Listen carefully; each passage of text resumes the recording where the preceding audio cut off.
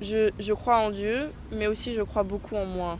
Vous pensez qu'il y a quelque chose de plus important que votre éternité? Je pense qu'il y a quelque chose de plus important, c'est maintenant et ma vie maintenant, le présent. Vous allez vivre ici peut-être 90 ans, 100 ans peut-être, mais après ça, ça commence l'éternité. Vous savez quand ça va être votre date de votre décès? Non, pas du tout.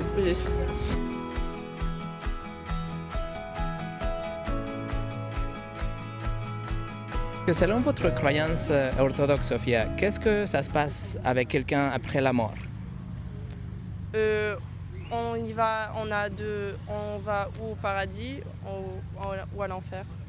Et c'est qui va aller au paradis et c'est qui va aller en enfer? Ceux qui pratiquent sa croyance, ceux qui pratiquent le devoir d'être de Dieu et qui fait les bienfaits pour le monde ou qui se pardonne, qui s'excuse et qui se change spirituellement. Et ceux qui vont en enfer, c'est ceux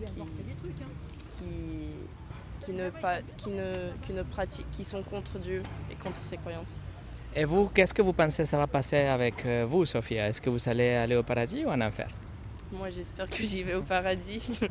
Je fais tout pour ne pas... Je fais tout en sorte qu'après je me pardonne et Dieu me pardonnera. Et j'espère que... Voilà, je sais pas beaucoup expliquer, mais... Ok. Est-ce que vous pensez que vous êtes une bonne personne pour aller au paradis? Oui. Ok. J'essaye de faire toujours le bien autour de moi. J'essaye de faire du bien aux autres personnes, d'aider les autres. Ça, c'est très bien. Mais vous avez jamais entendu parler des 10 commandements, les commandements que Dieu a donnés dans la Bible? Oui. Ok, parce que les 10 commandements, on dit que c'est le standard que Dieu utilise pour juger les gens, non? Donc, par exemple, le numéro 9 dit qu'il ne faut pas mentir. Mais vous savez jamais menti dans votre vie? Oui, j'ai déjà menti, mais des fois, mentir, voilà, c'est tout, c'est très complexe et c'est tout, ça a des seconds sens parce que mentir, pour moi, c'est, bien sûr que c'est mal de mentir, mais des fois, on ment même pour le bien, des fois.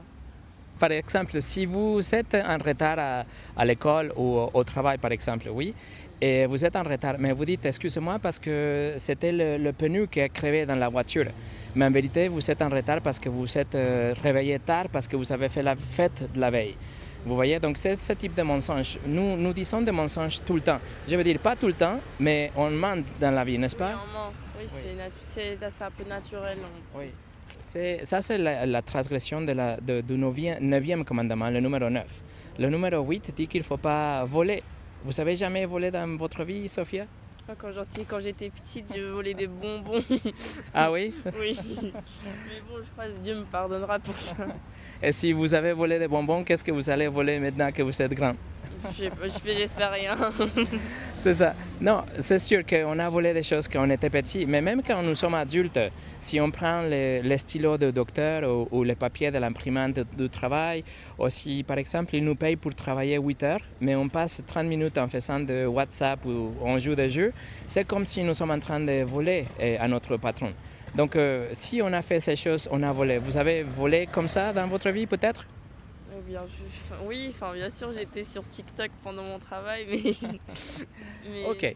Donc, par exemple, ça c'est le 8e commandement. Et c'est ce que je vous partage. C'est que par rapport à notre loi, notre perception, vous êtes une bonne personne. Moi, je vous vois, je crois que vous êtes quelqu'un de bien. Mais par rapport à la loi de Dieu, le problème, c'est que nous avons déjà transgressé le commandement de Dieu. Et s'il nous juge, il doit nous envoyer en enfer. Il ne va pas nous envoyer au paradis parce que nous sommes comme des criminels, nous avons brisé le commandement, la loi de Dieu, vous voyez? Oui. Mais aussi, je crois que pour moi, je crois en Dieu, mais aussi je crois beaucoup en moi. Et j'espère que mes actions, elles dépendent aussi beaucoup de moi. Et c'est elles qui, après, définiront ma personne. Et voilà. Et j'espère de mes actions, j'espère de les exercer toujours pour mon bien-être et le bien-être de mon entourage, de l'autrui. Ça, c'est très bien. Mais si vous me permettez, je vais vous partager en fait ce que la foi orthodoxe doit enseigner. Nous ne sommes pas de bonnes personnes, Sophia. Nous sommes comme des criminels que nous avons transgressé la loi. Je vous ai mentionné que 2 commandements, le 8e et le 9e, mais si nous continuons la liste, vous allez voir qu'on a brisé tous les commandements. Le 3e dit qu'il ne faut pas utiliser le nom de Dieu sans respect, mais nous avons tous dit « Oh mon » ou oh my, ça c'est le blasphème, c'est utiliser le nom de Dieu sans respect. Le 5e dit qu'il faut toujours obéir, honorer nos parents, mais nous savons désobéir nos parents, n'est-ce pas? Ça vous est arrivé? Oui, bien sûr. Le numéro? Je crois ma vie maintenant, aujourd'hui, elle dépend vraiment, la conséquence que j'ai désobéi à mes parents. En fait, la loi de Dieu, nous l'avons transgressée, vous voyez, tous les commandements. Et s'il nous juge, il doit nous envoyer en enfer. Il doit nous voir comme des criminels et il ne peut pas nous laisser partir parce que nous avons déjà transgressé. C'est comme si vous êtes devant le juge de Paris ou le juge de Nice et il vous trouve coupable parce que vous avez fait quelque chose de mauvais. Il ne peut pas vous laisser partir juste comme ça. L'histoire de la Bible, la foi orthodoxe, ce que normalement doit enseigner, c'est que nous ne sommes pas de bonnes personnes, mais que Dieu est tellement riche en miséricorde qu'il envoie Jésus. Vous connaissez l'histoire de Jésus-Christ? Oui. Okay.